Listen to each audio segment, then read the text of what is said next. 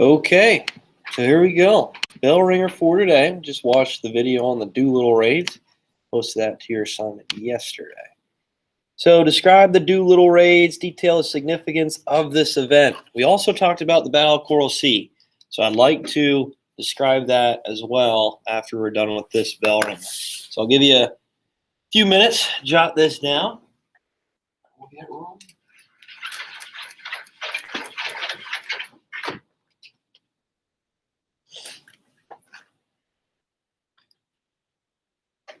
Angel, I think you're with me again, 8th period. Do you have your book or no? It's still in Michigan. They couldn't find it yesterday. I don't think they look very well. No? Okay. Well, if you have to, maybe we can get it. They usually post this stuff online too. Oh, so you're good then? Yeah. Okay. All right, I'll give you some time to work on this.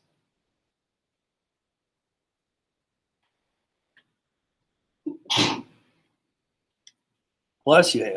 Mm-hmm. Yeah.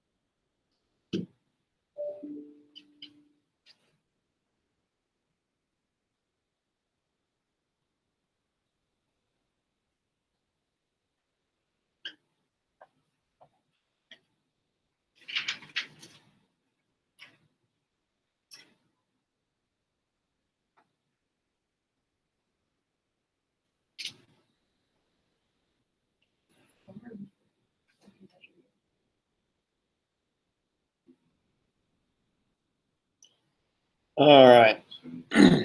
They will not be announcing where students go next period. But does anybody have Miss Wasson next period? No? Miss Runkle? Okay, you're going to go to the cafeteria with Mr. Rupp. Okay. Mrs. Gehring? No? Mr. Gehring? No? And Dietrich? And we have Dietrich next period? Oh, this is for next period. Next period. Oh, never mind. Okay. Everybody is in the cafeteria with Mr. Rupp. It seems if you have Runkle, Wasson, Gehring, or Mr. Gehring. But if you have Dietrich, you're going to Brim. Okay? Wasson, 3rd. Budok in the cafeteria. Yep. So you'll be going to the cafeteria. Budok will be there. Dietrich 4th. Dietrich 4th. Kerwin. You can write your story. Okay, here we go. What's that? They're due for the online kids at 7:15 in the morning. At least we have a little more time. Yeah, I should start doing that. No. Oh, They're online anyway. yeah. What the? It wouldn't affect you. No. Describe the Doolittle raids. Detail the significance of this event. What do we have here? So we just watched this video. We described this yesterday in class. Okay, this is a very impactful event, something that many of you maybe not have heard of, and it's an interesting story to say the least. What do we have? What do we got here? Melissa, what do you have? It's the U.S. bombing Japan, and it made them realize that the U.S. is actually one, not domestic. Okay, yeah, good job. Good job. Where at in Japan? Tokyo, good job, which is Japan's what? Yeah, Main capital. their capital. Yep, good job. So that's like someone bombing Washington, D.C., right? All right, so that's we're attacking Japan's heart. We're attacking their capital, their industrial areas within their capital. And this was to show Japan that we were not one to mess with. And that at any time, at any moment, we had the ability to bomb any of their major cities, especially their capital, Tokyo. Got that, Chikari? Yeah, sorry, I'm section remote. Okay, all right. Sounds good. Okay, yep. See you later. All right, so with the Doolittle raids, okay, this was B-25 bombers, right? They were sending off this aircraft carrier, obviously not suited for this because of how heavy these bombers really were. And these aircraft carrier, well, Hornet, right? That was the aircraft carrier name. It was pretty small, right? So this was a daring mission, even just getting off the aircraft carrier itself. Right. Another thing that was alarming for this mission is that we tried to get 400 miles out of Japan. Okay, outside of Japan, right, Hunter? Yeah. Okay. What are you smiling back there? You like this story or what? Okay.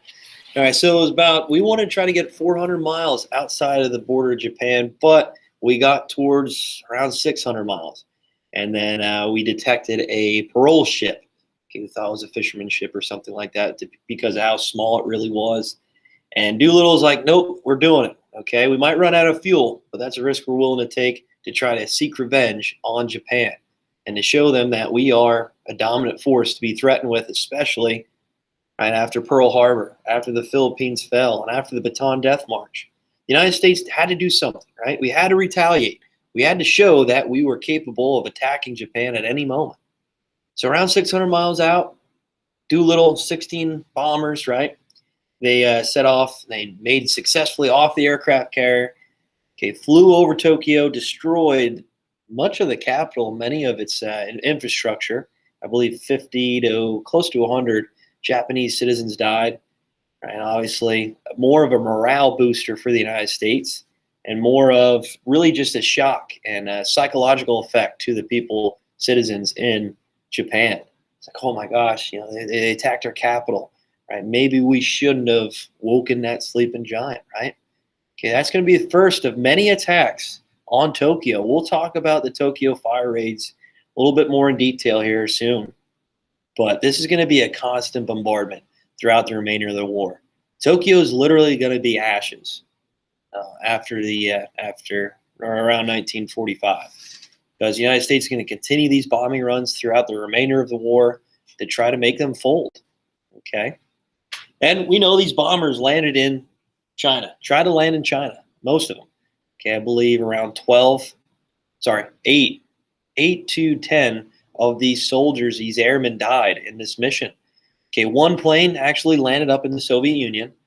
Okay, and we know that they are an ally to the U.S., but some of these people that didn't, right, they land in Japanese occupied area. They're forced to work in these camps, much like we talked about with the Bataan Death March, and went through a lot of this torture that these soldiers went through. Okay, so that's the Doolittle raids in a nutshell. Okay, what's up, Jakari? Why were we allied with the Soviet Union if they were a communist country? A common enemy, right? Japan and Germany more especially. We'll talk today exactly how we kind of teamed up with them, like how that kind of fell through that non-aggression pact with Germany and the Soviet Union, and how the Soviet Union is viewed as an ally in this war. All right, is there any questions? All right, Battle of Coral Sea. We went over that yesterday. What's the significance of the Battle of Coral Sea? Where's that located? Andrew, where's the Battle of Coral Sea at? So I forget exactly where, but I know it was close to that area. Okay, yep, you're right. It's in Southeast Asia. Good, Jakari? Wasn't it like just You're right. east of Australia? Yeah, right off the coast of Australia. Good job. East. Yep, correct. Right. Good job there. Coral Sea's right here. Right. Now this battle ensued right in Coral Sea up into parts of New Guinea. Right. And what was so significant about this battle? Why was this such an impact and a really just something that's never been seen before. Jakari, go ahead. That was the first battle between two aircraft carriers. Yeah, battle out in open water. Okay, so we had two aircraft carriers, well, more than just two, but we had dogfights up in the air. We had battleships fighting in the open water. And this was the first time we had military bases, right, floating out in the water where these countries are duking it out. And what was the goal of Imperial Japan? What did they want to do? So the Philippines were taken over. We talked about that. We talked about Bataan Death March. Philippines now in red. Okay, well, what was their next goal? Jakari, go ahead. Australia. Yeah, they're going to look towards New Guinea here, right? All right, this island right here, this larger island, and they're going to set up military bases. They're going to set up a way of trying to get closer and closer to Australia. We know Australia as really the last allied territory in Asia, okay, in Southeast Asia. So if they take Australia, it's going to be really hard for the United States to try to push the Japanese Imperial Army out, right? It's going to be really difficult. So that being said, Battle of Coral Sea was a way the United States stopped the advancement of Imperial Japan in Asia. This was really one of the turning points in the war. Okay, we'll talk about the Battle of Midway here soon, but for the most part, this was really how we stopped their advancement. Okay, is there any questions on that? Guys, good? All right. So, real quick, terms for today. We're gonna shift back to. Well, let me check real quick. Yeah, we're good. We're going to shift back to the. Oh darn! There it is. The European theater. We're going to shift to the Eastern Front now. Okay. So we will have a quiz shortly. Not the end of this week, probably before we go on Easter break next week. We will have a quiz kind of summarizing what we just talked about and went over.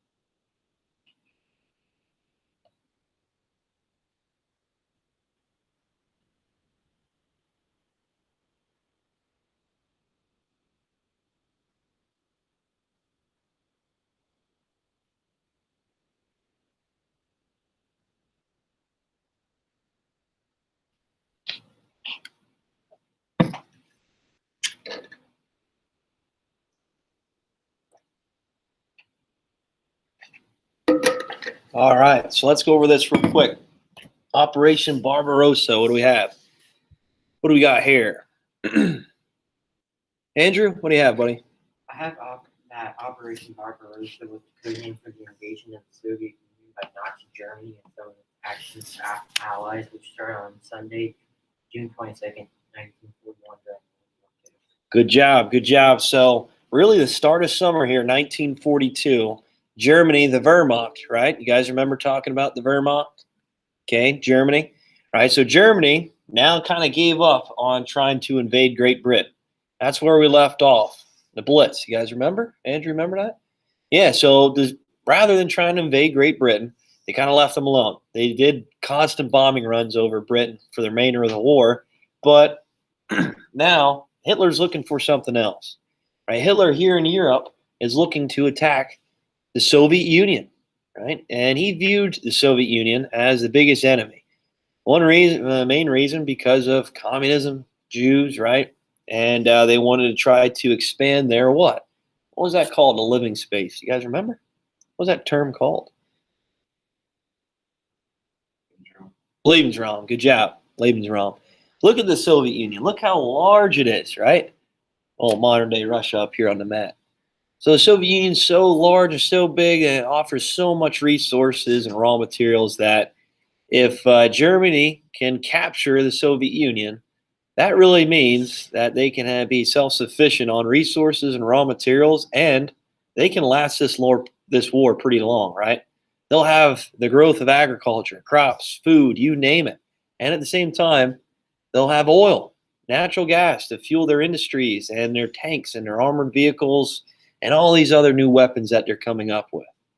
So if they capture the Soviet Union, really who's the only power left to stop them? The United States, right? And the United States is fighting what? A two-front war. Okay, they're fighting out in the Pacific against Japan, which we left off. Yes, Coral Sea was somewhat of a victory, but it wasn't really a total victory for the United States. We stopped the advancement, but we didn't push them back. Okay, we didn't really take out enough of these battleships or aircraft carriers that we wanted. So the United States is struggling to get their feet wet with this war, especially out in the Pacific. In Europe, we didn't even step foot yet. Okay, we'll talk about how the United States will first go into northern Africa to start their attack. But for the most part, this is looking like really a stronghold for the Axis powers. That they are looking like they're probably going to win this war. All right, Stalingrad. What do we have here, Jakari? That's where Nazi Germany and Soviet Union. Okay. All right. Okay. So yeah, blitzkrieg attacks all throughout the Soviet Union. Okay. Rather than capturing Moscow, Hitler decides to do something different. He decides to pivot towards the southeast part of the Soviet Union. Okay. This is where modern day Volgograd is. Right. So Volgograd's right down here, guys. It's real close to the Middle East, right? And we all know the Middle East is filled with what? What is it filled with? It's always a hotbed of interaction and conflict because of this resource.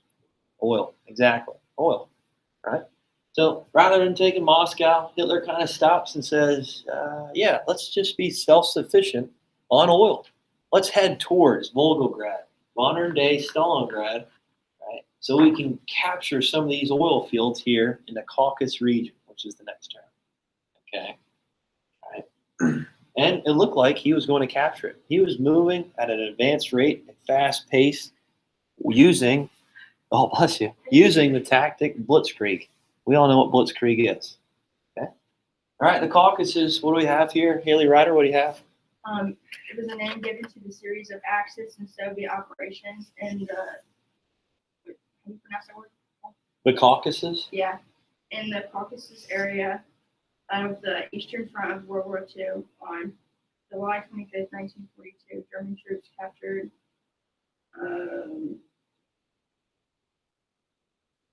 a name I don't know how to pronounce in Russian. What is it, Stalingrad? No.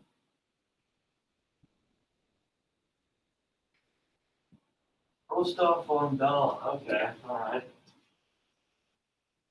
All right, yeah. So the Caucasus is just this region right here. It's actually a mountain range, okay, between the Caspian Sea and the Black Sea, right here, guys. Also, Georgia. You guys know, Georgie, new student here. That's where Georgia's located, right here, this country, right? So that Caucasus region was really heavily, I guess you'd say, filled with this resource oil. Okay, they had a lot of refineries here in that area, and Hitler wanted it. Hitler knew if he captured this area with this oil resources, that he could sustain a long, drawn-out war. Okay, he could fuel his military, he could fuel his killing machines, really, into a long period of time. Obviously, to Soviet Union, large agricultural areas that they could fuel their and feed their troops for a long, drawn-out war. Okay, so that's what we're going to talk about today. All right, so real quick, by 1942, this is kind of what the world map looks like, especially here for the Axis powers. All right, so 1942, this is what we're looking at. Okay, this is what we're looking at. The whole world. So we already know that the Axis powers, Germany, controlled much of mainland Europe, okay, as you can see, and moving up into the northern part of the Scandinavian countries, which we talked about already. All right, by 1942, Nazi Germany will control Finland. Right, we didn't get to talk about that where we left off, but Finland will be controlled, and it looks like they have a stronghold in the North Sea. Okay, especially with these resources, like I mentioned, with iron. Okay, now they're looking towards, like I mentioned, the Caucasus region, which is right here, guys, right here. That's what they want to try to grab. Also, Stalingrad, there's 3 rivers that come together. Well, I guess technically 4 in a way. Okay, there's kind of it's an intersection point where these rivers come together where they can extract resources. Okay, and Volgograd, Stalingrad, that's what it's called, Stalingrad, obviously bears the name of who? Joseph Stalin, who is the dictator of the Soviet Union. So Hitler's like, oh, if we capture this city that's named after Stalin, this would really break their morale, wouldn't it? Oh, yeah. And Stalin would really hate that for sure. Yeah, this is almost like a spiteful action. So with Operation Barbarossa, with Hitler turning his back and ripping up that non-aggression pact, remember that at the start of the war, 1939? Germany signed that non-aggression pact with the Soviet Union. Operation Barbarossa, we all knew sooner or later that this alliance wouldn't last too long. Many people say, you know what, if Hitler just would have waited a little bit, okay, maybe if he would have kind of waited before, obviously, this weather got so bad, which we'll talk about, halted their advancement, maybe he would have actually took the Soviet Union. Who knows? Who knows?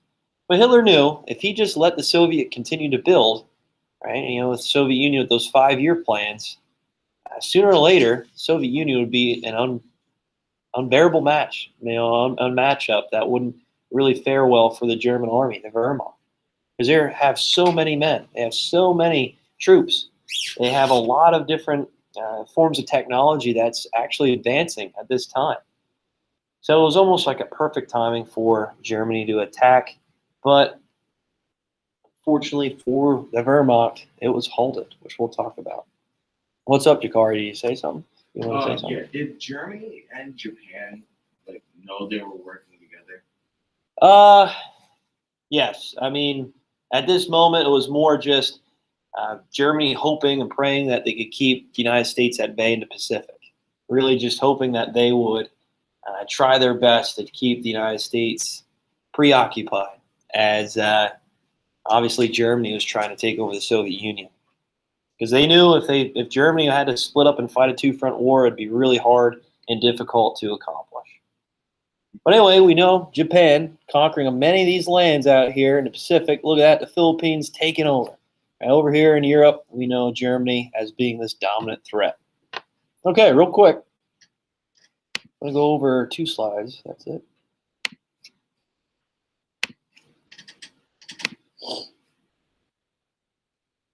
Actually, we'll just go over 1.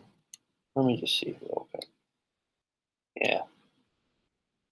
All right, so real quick, the Axis did not have a plan, much of a plan, right? It was more just conquer and take as much land as possible. Right? Obviously, just trying to form as much resources as possible, especially for Germany, looking towards that Caucasus region, which we'll talk more about with Stalingrad. We know Germany wanted to dominate Europe and eliminate the inferior people, the Lloyd, right? They're looking towards the Soviet Union, okay, filled with communists, Jews, that kind of push, that depression in Germany right at the end of World War One. That's what Hitler's been preaching about ever since he took dictatorship, ever since he took supreme power. Also, Italy wanted to dominate Southern Europe and Northern Africa. Why? Resources, right? You remember the age of imperialism? You remember that game, Scramble for Africa, we played with the dice? Yeah. So, same thing. At the start of World War One, these countries went to Africa to extract resources. That was Italy's job. That was Italy's job. We know Germany being this dominant threat, taking care of all the Allied powers in Europe. Italy's job was to try to control the southern portion of Europe and control northern Africa, where they can extract resources and help fuel their military power of the Axis powers in Europe. And we'll talk about it. Guess where the United States attacks first? It's called Operation Torch. We'll get to that soon. Guess where? We're not going to just go headstrong into Germany, right? That would be almost like a death wish in a way. We're going to try to attack the northern part of Africa, where Italy's at. Italy's a little bit weaker, the soft underbelly. All right, so Japan wanted to dominate the Pacific Islands and all of Asia. We know Japan has this island. They needed to expand. They needed resources, raw materials, and to try to expand their power in Southeast Asia. The Philippines, we know, fell to Japan. And hey, they're just trying to control their part of the world, try to eliminate any type of opposition in their backyard. All right, so real quick, the Allies shared the same plan. Make sure you guys remember this. This is like the big three. Okay, you know how we talked about the big four at the end of World War One? This is the big three of World War II. We have FDR, Franklin Roosevelt, United States. We have Churchill, the Prime Minister of Great Britain. And we all know Stalin of the Soviet Union. They all came together, which we'll talk about the Tehran conference here right at the end of Stalingrad. And they decided, you know what? We know the biggest common enemy, right? The biggest threat to the world of the Axis powers is Germany. Right? Germany is by far one of the biggest threats to the world. So they want to try to focus on Europe first. Focus on Europe first. Try to control Germany. Try to push them back to their borders. And then, eventually, the United States, the Allied powers, can later try to push back Japan in the Pacific. Yes, Japan had a dominant navy. Yes, they were really threatening out in the Pacific with their expansion, especially when the Philippines fell. But still, Germany is that biggest threat. Why? Because they have a strong military. Blitzkrieg was unbearable. Great Britain was really isolated to nothing. Isolated to their island. They had nowhere to go. The Soviet Union, which we'll talk about more tomorrow, I wanted to get into it today, but we'll talk about it tomorrow, was being pushed back by blitzkrieg attacks. It was almost looking like the Soviet Union was just going to surrender. Moscow was just in reach. And we'll talk about how that shifts later. Okay, that's all I got. Sorry, guys. Take care. Eating that up a little bit longer, Jakari? Yeah. Okay, you got it.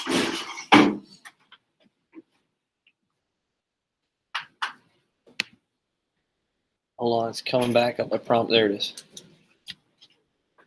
Oh, never mind. Hold on. Here you go. I got it. I just need like 5 more. There it is. Well, I didn't get the Stalingrad. I apologize, but we'll talk about that more tomorrow. Maybe I should have just left it to Operation Barbarossa.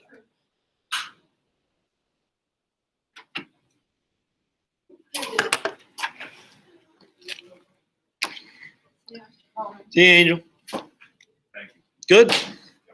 You got it. All right, buddy.